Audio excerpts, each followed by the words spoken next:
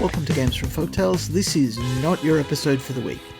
That'll be a long Thursday my time, and it'll either be a story from the Pentamerone or, if I get it finished, a Venice episode. This is just a brief note to tell you that Magonomia has launched.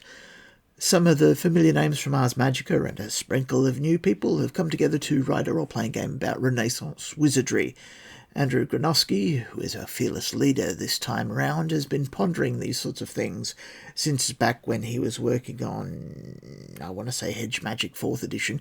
Anyway, he's been thinking about it for about a decade, so you can see that he'll have percolated a lot of great ideas out of the Elizabethan setting. It runs on Fate, but it has the Fate rules written into the front half of the book, so you don't need to buy a separate book to use with Magonomia. Magonomia is lower fantasy than Ars Magica and has a stronger folkloric base, and it lets us play with historical ideas that are out of our usual time period. There are a lot more written records for Elizabethan England than, say, medieval Romania, so we have an enormous number of plot hooks that we can harvest out of them. I'm particularly proud of my secret society of deep cover combat ballerinas who work for the Black Queen of France, Catherine de' Medici.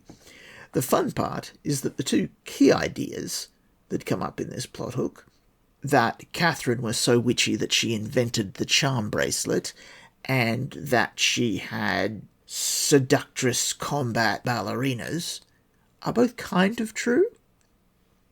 In terms of the podcast, it does mean my reading lately has skewed Elizabethan, and I keep writing articles and then pulling them before you ever see them because they easily fit either into the Magonomia core rulebook or into one of the supplements that's being discussed as a potential future for that line.